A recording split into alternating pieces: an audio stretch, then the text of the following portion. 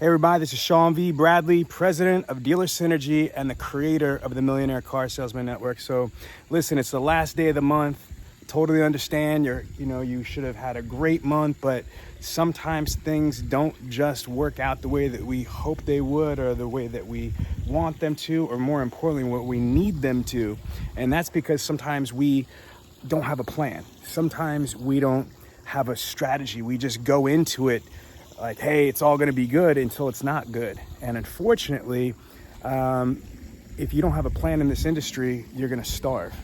You need to be able, like Dr. Covey says from the 7 Habits of Highly Effective People, begin with the end result in mind.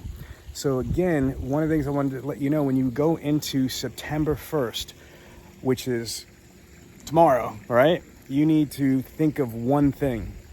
What am I going to do to be able to sell cars in September? Begin with the end result in mind. So I would suggest that you start first with, how many carryover leads do I have today? Today on September 1st, how many carryover leads do I have from B-backs, people that came to the dealership that didn't buy a car? How many people are you still working from phone ups that you didn't close, or internet ups you didn't close, or service conversions that you didn't close, or data mining, equity mining opportunities you didn't close, prior course customers you didn't close? And think about it, orphan owners that you didn't close, referrals that you didn't close, and then leads and prospects that you were building from, your own pipeline. You're not starting with 0 opportunities. See, too many times, here's what happens in our industry. We get ups from internet ups, phone ups, social media ups, walk-ins, the dealership throws you a bone, whatever it is, and then we work on them. We work on them a little bit, sometimes a lot of bit. But regardless, a little bit, lot of bit, we don't finish with them, meaning we don't deactivate the lead, we don't dead the lead, or we don't sell the car, or whatever it is. We just keep them lingering. But instead of cultivating them or reaching out to them or touching them or any of that stuff, what we do is we neglect them and we get more fresh opportunities, more fresh opportunities, more fresh opportunities. So the analogy, it's like having a refrigerator, a huge refrigerator with a bunch of beverages in there, whether they're soda, water, apple juice, orange juice, cranberry juice, old people, grapefruit juice, whatever it might be. But they have a quarter, a third, an eighth, a 22th. Just kidding, right? It's half drunk, almost all drunk, or full. The problem is that when you walk into your refrigerator, it's a big walk-in refrigerator, right? Most of those beverages are still have opportunity in them, right? But what happens is we push those aside and keep opening up new beverages. That's what happens. So try to imagine that as you go into September, is don't do that. Don't open up the dealership refrigerator, metaphorically speaking, and then for whatever reason, right, think that all those leads you've been working yesterday, just because you closed, the month out tomorrow. When you close the month out tomorrow, it doesn't mean the leads that from today in August, yesterday in August, and even hell, July, June, in some cases, these are still viable, strong opportunities. So that's what I'm going to tell you, to start first there. How many opportunities do I have as of September 1st? Now, out of those opportunities, how many of those should I close this month before I even have any of my fresh, leads coming through? So this is my second big tip, is when you do projections and forecasting, again, when you're doing projections and forecasting for your month of September, don't forget, first and foremost, the carryovers. And out of those carryover opportunities, how many of those should I spot this month before I even think about the fresh up? So let's just say that you have 60, 70, 80, 100, 150 leads, opportunities, prospects that you've been working for days, weeks, or even months, but they're still viable opportunities. Follow me on this, right?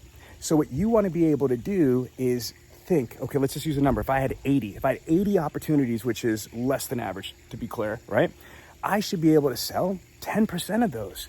That's only 8 cars. So I have 8 cars in the kitty. Now, if I'm a little bit more aggressive or a little bit more skilled, I might be able to sell 16 cars or 12 cars without even needing a fresh up. Now, from there, what you want to be able to do is project and forecast. There's 8 ways to sell a car. You have walk-in ups. You've got B-backs, internet ups, phone ups. You've got prior customers, orphan owners, service conversions. Then you've got referrals, and you've got the lost art of prospecting. Folks, remember, there's people like my man Cody Carter. This man sold 1,408 units on the showroom floor last month. And look, if you are a hater or you are don't believer, this is not a conspiracy. He's a salesperson at Tustin Toyota. If any of you are Toyota dealerships, your OEMs can verify this. I work with Toyota. Toyota's my client, okay? That's my client is Toyota OEM in the Chicago region. It's verified. Cody Carter sold in 2023 1,408 units. Okay, he made $1.2 million selling cars on the showroom floor. Are you freaking kidding me? And then on top of that, in December of 2023, right, he sold 146 units on the showroom floor with one assistant and made $112,000 in personal income as a salesperson. Now, everybody's going to say this, that, and the other thing. Look, I'm not suggesting that any of you are going to get to that level. That's like just because you play basketball. Hell, just because you're in the NBA, what shot do you have to be at the level of a Kobe Bryant or Michael Jordan, even if you're in the NBA? So my point is this. I'm not saying that to gas anybody up, but I am saying it to say, look, if that dude could sell that many cars, you could sell more than what you just did last month. Bottom line, period. You know, put an exclamation point on that stuff. That's what I'm saying. So again, how are you going to get there? Two ways. One is, don't keep opening up brand new beverages when you have a bunch of good tasting drinks that are in your refrigerator. They're your carryover leads. Work your carryover leads. Second is when you do the projecting and forecasting for September, walk-in, be-back, internet, phone, prior customers, orphan owners, service conversions, referrals, and the lost art of prospecting. There's 8 different ways. So if you can maximize your previous month, and if you're able to project and forecast the proper way. And then the last thing I'm gonna tell you is this. This is the 3-point, let my September be great advice at the Bradley compound pool. But anyway, right, is this. Remember something. I'm gonna get real close to y'all, right? Let me remember something. Remember this. Every single person you know, you feel me? I'm talking to you. Every single person you know, they need to buy a car today. Or they will need to buy a car in the near future. Or they know somebody that needs to buy a car today. Or they know somebody that's going to buy a car in the future. So again, let me walk you through this, all right? What I just said was, listen to me. Every single person you know, yes, you too, yes, I'm talking to you. Every person you know needs to buy a car today, or they will need to buy a car in the near future. Now, okay, in addition to that, or they know somebody that needs to buy a car today, or they know somebody's gonna need to buy a car in the future, or all the above. So what does that tell you? Opportunity, opportunity, opportunity, opportunity. You remember that movie with Bruce Willis and that little boy, Sixth Sense? He's like, I see dead people.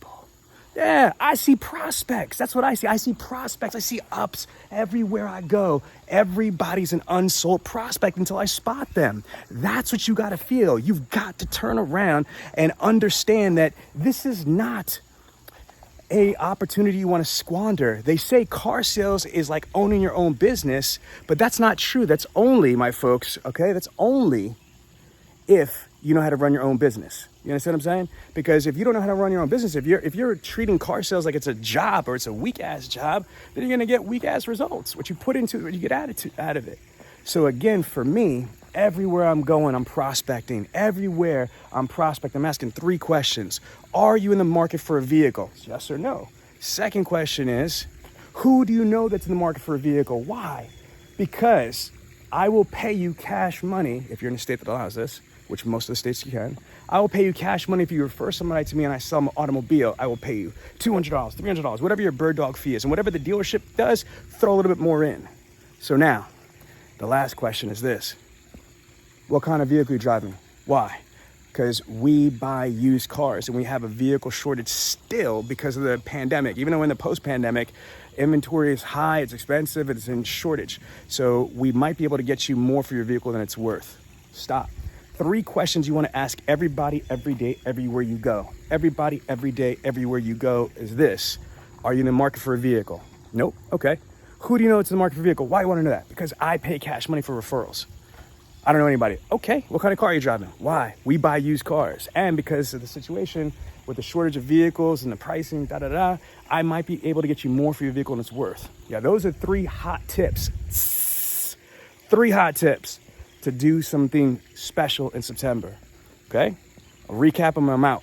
1, you want to make sure that you are cognizant of your carryover opportunities. Don't keep burning through B-backs. That's one of the most degraded opportunities for salespeople and sales managers. So sales managers, I'm talking to you too. Work your B-backs and work your people when you're doing one-on-ones with your sales team. I'll be cognizant of that. Again, carryover and carryover projection. Second is do the projecting and forecasting for the current month, diversify by the 8 ways to sell: walk-in, be-back, internet, phone, prior customers, orphan owners, service conversions, referrals, lost order prospecting, etc. And the third thing is everybody needs to buy a car today, or they will need to buy a car in the future, or they know somebody needs to buy a car today, or they know somebody's going to be able to buy a car in the future. All right, this is SVB, and the place to be is the Bradley Compound. And by the way, I'm going to be dipping next week. I'm going to be in Belize. This time next week, I'm going to be in the beautiful country of Belize, my country I'm Belizean, and I'm going to be touring my 300-person operational call center. Dealer Synergy's outsourced BDC call center is live. So me and L.A. Williams, the blind phone master, is going to Motherland. We're going to Belize in Central America, and we're going to be training a bunch of Belizeans in Central America on automotive internet sales, BDC, CRM, and a whole bunch of Dealer Synergy secrets to make automotive dealerships successful, profitable, and pack the dealerships with bodies, qualified appointments. Take care.